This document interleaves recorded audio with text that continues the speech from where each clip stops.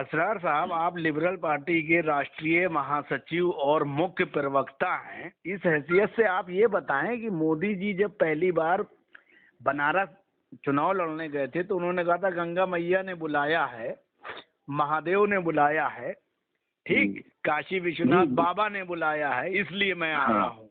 वो सेवा करने के लिए मकसद से गए थे और गंगा को स्वच्छ करने के लिए भी उन्होंने अभियान चलाया। लेकिन गंगा स्वच्छ होना तो दूर, योगी मोदी की जोड़ी ने ये महामारी में पुख्ता व्यवस्था नहीं की, इसलिए हमारे देश के नागरिकों की लाशें गंगा किनारे शहरों में बसे हुए जो है बह रही है, तैर रही हैं। हिंदू समुदाय के लोग बेचारे अपनी मृत लोगों की शरीर की अग्नि नहीं दे पा रहे हैं, उनको दफन भी करना पड़ रहा है या जिंदा मुरे हुए लोगों को बहा रहे हैं। इसको आप किस नजरिए से देखते हैं?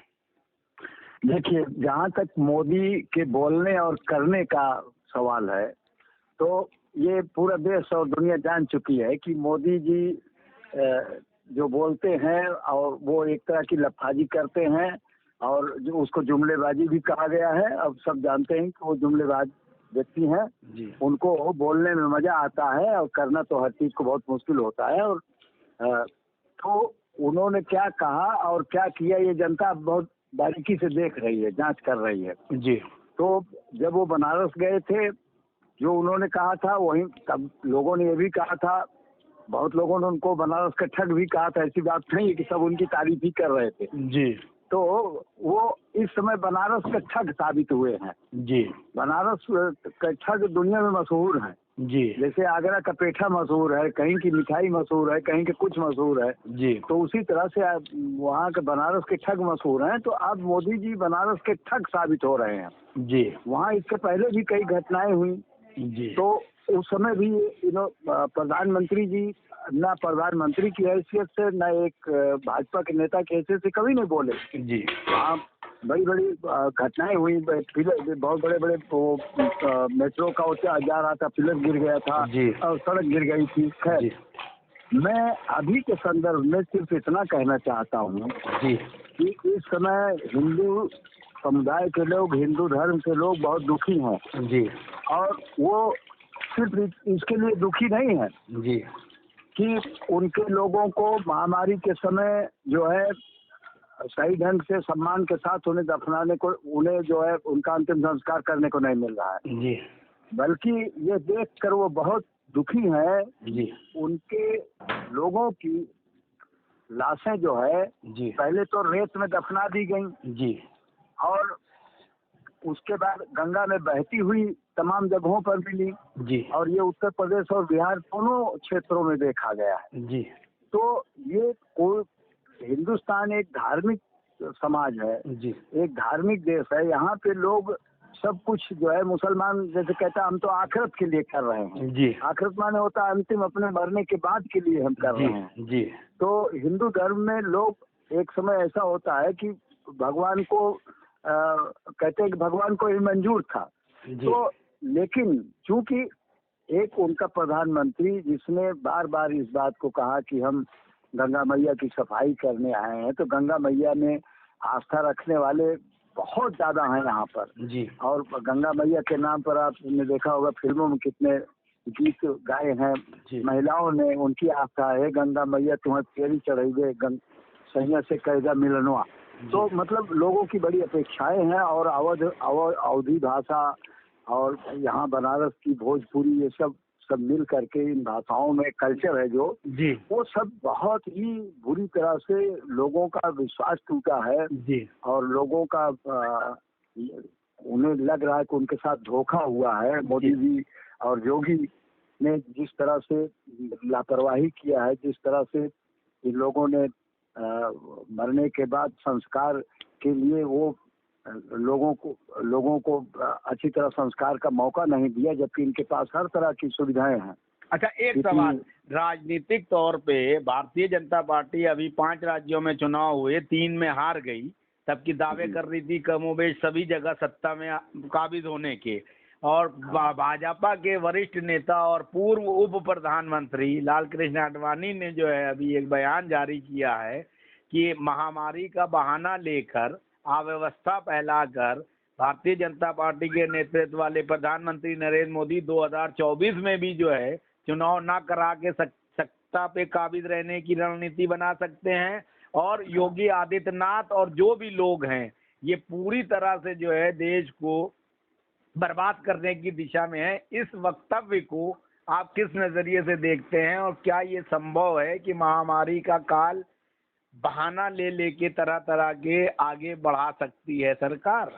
बिल्कुल बिल्कुल, आप सही कह रहे हैं। देखिए आडवाणी जी क्या कह रहे हैं, मैं उस पर बहुत ज्यादा वो नहीं गौर करता, क्योंकि आडवाणी जी ने ही पहले इस देश में आग लगाया, यहाँ की संस्कृति में, यहाँ की भाईचारे में, एकता में, हिंदू मुसलमान सिख ईसाई की एकता में।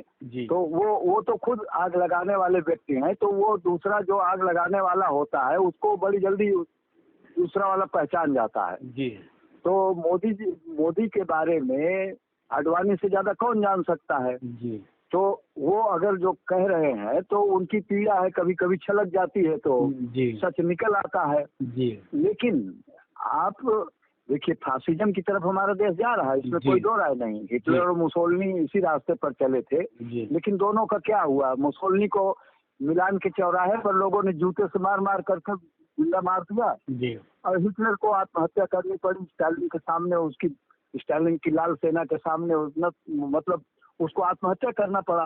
तो ये दुनिया में अब डेमोक्रेसी के खिलाफ बहुत ज्यादा कोई जा नहीं सकता है जी। तो आडवाणी जी जो देश की जनता को डरा रहे हैं जी, तो मैं कहूँगा कि वो अपनी पीड़ा को भी व्यक्त कर रहे हैं, क्योंकि प्रधानमंत्री बनना चाहते थे, बन नहीं पाए जी। और तो वो ये एक सिक्के के दो पहलू हैं जी। आडवाणी को मौका मिलता प्रधानमंत्री बनते तो शायद इससे भी ज्यादा भयंकर कुछ कर सकते थे जी। तो लेकिन अभी चूंकि ये बात सही है, जिसे चर्चा का है कि 5 राज्यों में जहाँ चुनाव हुआ उसमें से 3 बड़े राज्य जो थे जी, और 5वां राज्य तो कुछ भी नहीं था, वो तो 2 member of parliament, 1 member of parliament वहाँ पे आता, उसको छोड़ दीजिए जी। तो इन जगहों पर इन्होंने बहुत ज्यादा हिंदुत्व कार्ड खेला। केरल में नंगा नाच किया बीजेपी ने जी, लेकिन वहाँ इनका खाता नहीं खुला जी। तो ये इससे बहुत बड़ी घोर निराशा में है मोदी जी, कि हमने तो ये कर दिया, वो कर दिया। अरे आपने क्या कर दिया? रोटी जो है ना, रोटी से बड़ी कोई चीज नहीं होती, रोटी रोज चाहिए जी। भगवान और राम और ईश्वर अल्लाह तो सबके अपने घर में भी है, मंदिर मस्जिद तो हर गांव में है, हर जगह है जी। वो आप क्या देंगे? वो तो लोगों ने अर्जित किया पहले ही जी। या तो रोटी का सवाल जो है वो भारत में सबसे बड़ा सवाल है, और लोगों के सम्मान का सवाल जो है वो सबसे बड़ा सवाल है जी। तो आज जो हर दिन लोग ये देख रहे हैं कि हमारे सामने घोर अंधेरा छाता जा रहा है। अच्छा, आखिरी सवाल आपसे कि जो मोदी जो है और योगी या भारतीय जनता पार्टी के नेतृत्व वाली सरकारें अपनी मनमर्जी से कार्य कर रही है, एक तरह से संविधान को दरकिनार कर रहे हैं, अहम में जी रहे हैं, इसकी क्या एक वजह ये नहीं है कि हमारा विपक्ष जो है नपुंसक होता जा रहा है, उसमें मारक क्षमता नहीं है, वो अपने आप को व्यक्तिगत तौर पे बचाने के चक्कर में या धन संपदा की सुरक्षा के लिए मोदी के आगे घुटने टेक चुका है?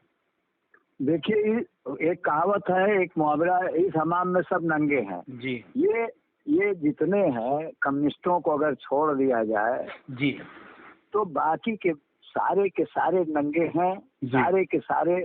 बस ये है कि कोई 9 है तो कोई 10 है जी, कोई नागनाथ है तो कोई सांपनाथ है जी, तो कोई 90 है तो कोई 96 है जी। इनमें ये है कि जो सबसे खराब है उसका इस समय मुकाबला कर रहा है भारत देश जी, लेकिन उसके जस्ट थोड़ा ही कम, उससे कम खराब लोग जो है ये विपक्ष हैं इस समय जी। इनसे आप कोई अपेक्षा मत कीजिए, ये सारे लोग अपने धन दौलत और उसको बचा के रखना चाहते हैं, डरे हुए लोग हैं। जिनके एक कहावत है आपने सुना होगा, जिनके शीशे के घर होते हैं वो दूसरों के घर पे पत्थर नहीं मारा करते जी। तो आप एक कहावत है कि अब जनता तो गुस्से में है जी कि, और एक शेर सुना होगा आपने तो कि बचा सको तो बचा लो तुम अपना शीश महल जी, बचा सको तो बचा लो तुम अपना शीश महल, जुनू के हाथ में पत्थर दिखाई देता है जी। तो अब ये विपक्ष क्या सोच रहा है कि सत्ता पक्ष जो है वो इतना ज्यादा उससे लोग गुस्सा हो जाएंगे कि हमको मुफ्त में सत्ता मतलब मिल जाएगी। बिल्ली के भाग से चीका फूट जाए और बैठे बैठे सत्ता मिल जाए, हाँ, कुछ बैठे करना ना बैठे पड़े। सत्ता मिल जाए। हाँ। हाँ, और दूसरा ये कि चूंकि मोदी की सरकार जो है बड़ी जल्दी टारगेट करती है। जी अगर मान लीजिए अखिलेश में बहुत बुराइयां हों, लेकिन अखिलेश ज्यादा बोलेंगे अभी तो फंसा देंगे उनको। जी ममता बनर्जी को फिर फंसा, उनके मंत्रियों को फंसाने की कोशिश हो रही। जी मतलब कोई भी मोदी के खिलाफ बोलता है तो उसको कहा जाता है जैसे कि वो भारत विरोधी हो गया, वो हिंदू विरोधी हो गया। तो ये जो चीज है इससे एक भयभीत किया जा रहा है, तो लोग डर भी जाते हैं। जी। जो लोग राजनीति कर रहे हैं वो डरते भी हैं। अच्छा, और कुछ ऐसी लोग स्थिति में आप जो है लिबरल पार्टी की भूमिका क्या देखते हैं और लिबरल पार्टी को ऐसा क्या करना चाहिए जिससे मोदी का खौफ और डर दूसरे राजनीतिक दलों से भी निकले और वो चाक चौबंद होकर जनहित के मुद्दे लेके जो है आंदोलन करें, ताकि ये तानाशाही रवैये को खत्म किया जा सके। देखिए, हम हर पार्टी के ईमानदार कार्यकर्ता से, जी चाहे किसी भी पार्टी का हो, जी। कांग्रेस का हो, सपा का हो, बसपा का हो, डीएमके का हो, या डीएमके का भी हो, कम्युनिस्ट पार्टी का हो, सारी पार्टियों के हम कह रहे हैं, और ओवैसी हो, सब हो, जी हम सबके कार्यकर्ताओं से कह रहे हैं इनकी पार्टियां जो है जी इससे वो उनसे ज्यादा उम्मीद नहीं करना चाहिए। जी और हिंदुस्तान में वो पार्टी बन गई है, लिबरल पार्टी ऑफ इंडिया। जी आज भले इसको लग रहा हो कि अभी हाशिए पर है, जी लेकिन ये पार्टी ऐसी भूमिका निभाने जा रही है भविष्य में जी कि ये सारा देश का नौजवान, जी सारा देश का बुद्धिजीवी, प्रगतिशील सारे लोग इस पार्टी से जुड़े हुए। जी और ऐसे में मैं हर पार्टी के जन्मदिन कार्यकर्ता से जी और नेताओं से अपील करता हूँ जी कि वे अपनी पार्टियों में लड़ें जी और इस जनता के सवालों को लेकर के अपनी पार्टी में कहें कि इस मुद्दे को लेकर के सड़क पे उतरिए। जी आज देखिए, पेट्रोल की कीमत इतना बढ़ चुकी है, कोई बोलने वाला नहीं, जी कोई सड़क पे उतर नहीं रहा है। क्या आप सड़क पर उतरिए, और नहीं तो लिबरल पार्टी ऑफ इंडिया तो अभी शुरुआत में है, लेकिन अपनी बात को पुरजोर तरीके से कह रही है। हमारे जितने पदाधिकारी हैं सब जगह जगह अपना काम कर रहे हैं, लोग प्रचार कर रहे हैं, लोग सरकार के खिलाफ, सरकार की बुराइयों को सामने ला रहे हैं। जी तो इस तरह से हम यही अपील करेंगे लोगों से कि जिन पार्टियों में भी लोग हों, सपा में, बसपा में, कांग्रेस में, डीएमके में, जिसमें भी है, जी सारे लोग कम्युनिस्ट पार्टियों में हैं, आप आइए और लिबरल पार्टी ऑफ इंडिया की जो लाइन है, जी सड़क पर उतरो, और कोई रास्ता नहीं है अब आपके पास। जी अगर आप सड़क पे नहीं उतरते हो तो मारे जाओगे, दोनों तरह से मारे जाओगे। वैसे भी अगर आप घर में बैठकर अपने आप सुरक्षित समझ रहे हो तो आप बहुत नादान और बहुत गफलत में हैं। जी। अच्छा, एक आखिरी सवाल, हम ये कह रहे हैं कि जैसे जो भी पार्टियां लोकतांत्रिक व्यवस्था में विश्वास रखती हैं और वो ईमानदारी से जो है पार्टी डेमोक्रेसी उनमें नहीं है, तो उन लोगों के लोग अगर जो है लिबरल पार्टी में आते हैं तो एक सीनियर होने के नाते आप क्या उनको लेकर क्या निर्णय होगा, आप किस तरह से उनको अपने यहाँ जो है समावेशित करेंगे, शामिल करेंगे? देखिए, व्यक्तिगत तौर पे तो हम उनका स्वागत करेंगे, पार्टी बाकी फैसला तो पार्टी लेगी, लेकिन किसी के चरित्र को देखे बगैर जी। और उसके पिछले रिकॉर्ड को देखे बगैर पार्टी में कोई उच्च पद तो नहीं दिया जा सकता, ऐसा पद नहीं दिया जा सकता कि पार्टी को ही गुमराह करके कोई। जी तो इसलिए वो पार्टी में आकर के लोग काम करें, जी और लोग काम करेंगे तो जनता में जाएंगे। नेता तो जनता बनाती है ना, पार्टी तो एक प्लेटफार्म है। बिल्कुल। तो जो लड़ेगा वो जीतेगा। You will fight and get, आप लड़ेंगे तो पाएंगे, जो नहीं लड़ेगा वो कुछ नहीं पाएगा। इस भ्रम में नहीं रहना चाहिए किसी को। तो दूसरी पार्टियों के लोग अगर हमारी पार्टी में आते हैं जी तो जरूर उनसे कुछ सवाल तो पार्टी जरूर पूछेगी कि आप इतना दिन तक कहाँ रहे, क्यों रहे, हाँ। और लिबरल पार्टी ऑफ इंडिया में आप क्यों आना चाहते हैं। जी तो अगर इतने कुछ सवाल तो हमारी पार्टी जरूर पूछेगी, जी और पूछना वाजिब भी है। जी तो चूंकि ऐसे गलत लोगों का जमावड़ा भी नहीं पार्टी को बनने देना चाहिए। बिल्कुल सही है, पार्टी भले ही छोटी हो लेकिन सही होनी चाहिए। एकदम सही है। एक छोटी सी एक सूखे जंगल में आग लगाने के लिए एक ही चिंगारी काफी होती है। बिल्कुल सही। अगर हम सच हैं, अच्छे हैं, जी। तो हम बहुत थोड़े ही दिनों में पूरे देश में छा जाएंगे।